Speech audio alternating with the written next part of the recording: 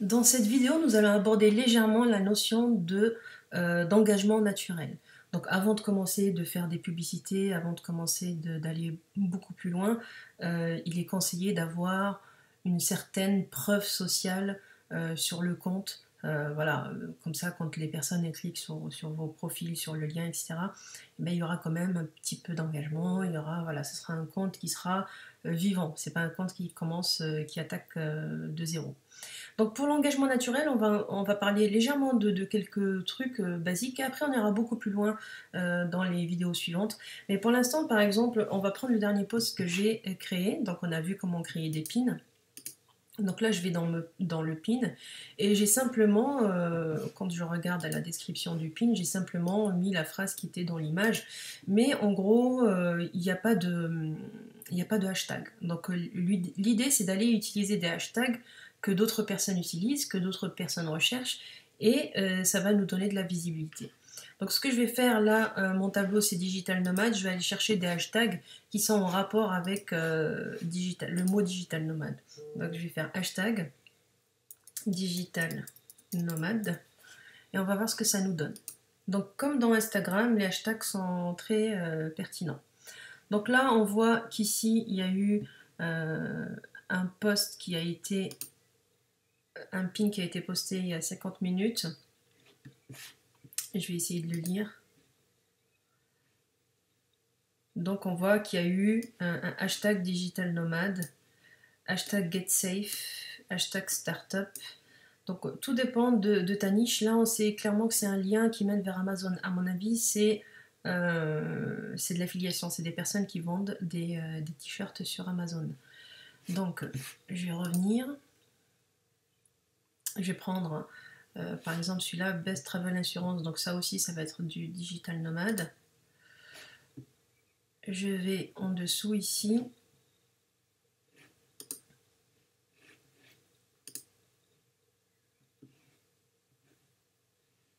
Donc là visiblement il y a des hashtags dans le commentaire. Donc il y a Digital Nomade, Travel the World, Croatie, Travel Goals.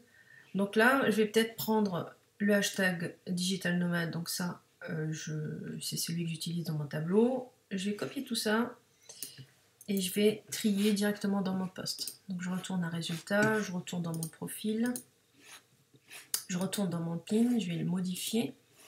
Ici je vais coller les hashtags que j'ai vus. Donc je vais enlever Croatie parce que ça ne m'intéresse pas. Voilà, Digital Nomad, Travel the World, Travel Goals et Travel People. Donc là, voilà, on est dans la thématique, je vais garder mes hashtags et j'enregistre. Hop, je vais prendre un autre visuel. Donc si je vais voir dans mes tableaux, je vais regarder celui de Facebook. Là j'ai essayé de chercher, donc pour pas changer tout le temps d'écran, je vais ouvrir une nouvelle page. Et donc je vais chercher le hashtag publicité Facebook par exemple. Publicité Facebook. Je vais chercher. Donc il n'y en a qu'un seul, ça ne m'intéresse pas. Je vais mettre hashtag Facebook.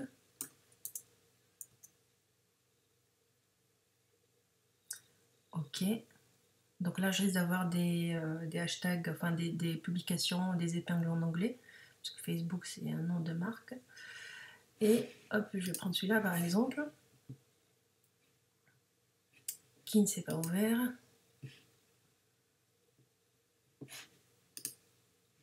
Donc là, on a South Korea, Séoul, Working, Moving, Facebook. Donc ça ne m'intéresse pas trop. Ça ne correspond pas à ma recherche.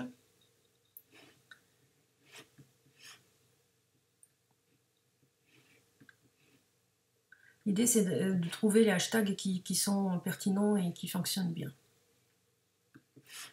Donc je vais prendre celui-là. Hop. Facebook, business, growth, développement. Donc pourquoi pas, je vais le prendre.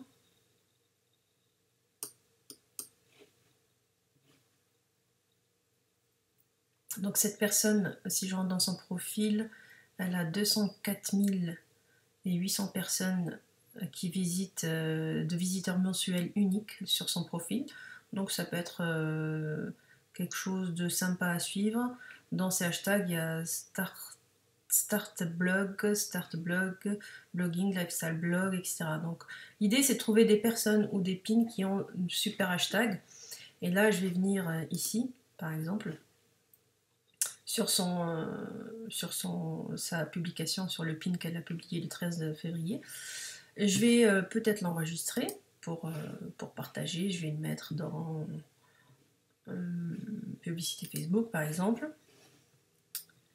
Et je vais voir les commentaires. Je vais mettre un truc pour que les personnes voient mon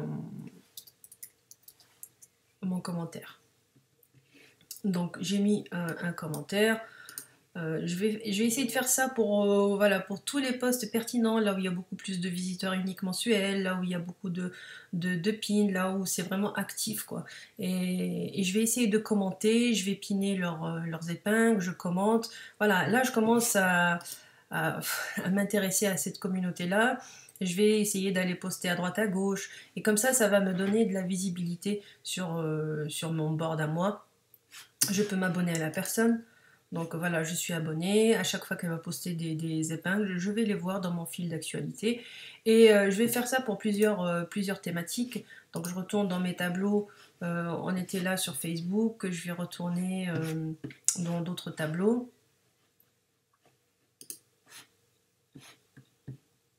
Hop. Web marketing.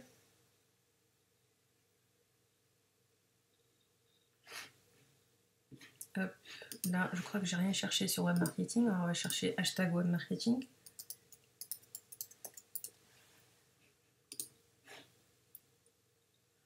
Donc là, il y a pléthore de publications et d'épingles sur le web marketing.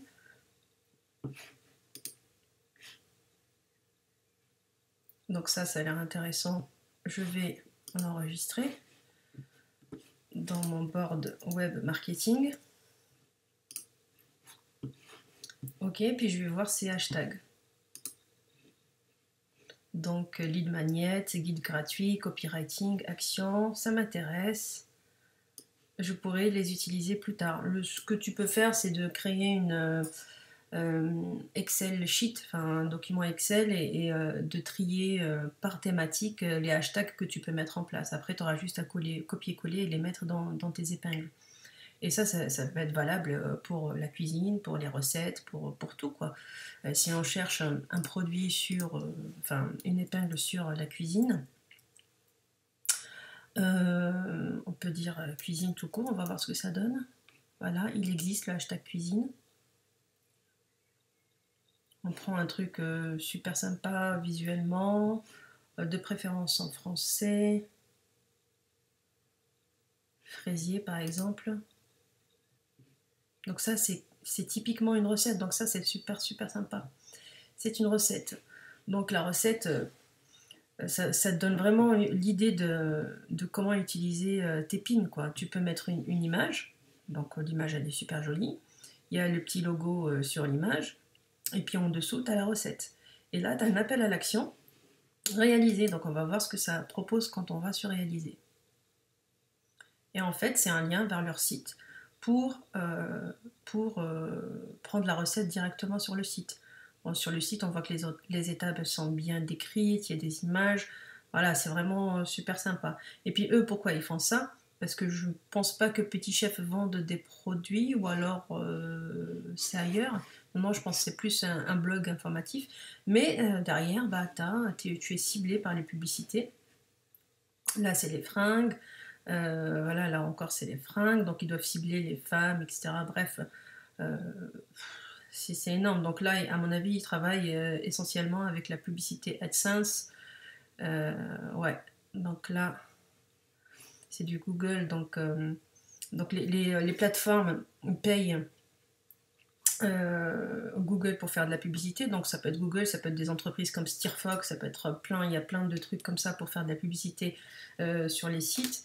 Et ça peut être aussi du remarketing, du retargeting sur le site. Là, c'est vraiment des campagnes, j'ai l'impression que ce sont des campagnes AdSense où voilà, donc ils affichent de la pub sur leur site pour monétiser leur trafic, quoi. Donc voilà, ça c'est une idée de recette en ligne, c'est super. Et puis tu vois que les hashtags, c'est Petit Chef, donc c'est la marque de leur site.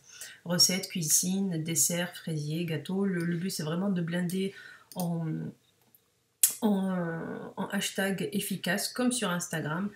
Sauf que là, ça va être beaucoup plus, comment dire, sur Pinterest, la recherche, elle est beaucoup plus efficace. Moi, je cherche, ça m'arrive souvent pour mes shops de chercher des hashtags pour prendre des photos, parce que sur Pinterest, je le conseille pas forcément, mais quand il y a des photos sympas, bah, je les prends, pas pour faire de la publicité, mais pour alimenter les pages Facebook. Donc souvent, je cherche, je sais pas, des mots-clés, cuisine, méditation, des citations. Quand tu vas animer une page Facebook avec du contenu, bah, tu peux mettre des citations, etc. Et souvent, tu vois, si je mets hashtag motivation, par exemple, donc tu as motivation quotes ou motivation tout court. Et donc, voilà, tu as pas mal de trucs là-dessus. Alors, c'est normal, il y en a beaucoup plus en anglais parce que, comme on l'avait dit, 40% des gens sont aux USA. Donc, après, il suffit de scruter, de chercher un peu plus ou de mettre des mots-clés plus développés en français. Donc voilà, plus on met des hashtags, plus on va sur les profils des autres personnes qui ont beaucoup d'engagement, on commente, on laisse une petite trace. Les autres personnes derrière, elles vont forcément à un certain moment cliquer sur ton profil et elles vont suivre ton contenu ou s'abonner à ton profil. Donc là, on est vraiment sur de l'engagement naturel, pas cher, enfin gratuit surtout. Et petit à petit, voilà, c'est comme ça que tu vas construire une certaine preuve sociale sur ton compte. Et quand tu vas commencer à faire de la publicité, bah, tu auras comment dire, tu auras de la preuve sociale et tu seras bien perçu par les personnes qui voient tes publicités.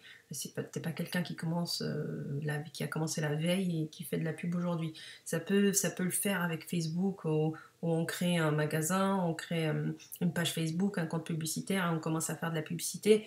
Généralement, le nombre de likes sur la page, il n'est pas super important. Tu peux faire de la pub avec 0 like sur la page. Mais là, on va créer de l'engagement parce que le profil, il est vide. Donc, on va commencer à créer quelques épingles, on va commencer à liker, on va commencer à commenter pour alimenter ce compte et lui donner de la crédibilité pour qu'il aille beaucoup plus loin.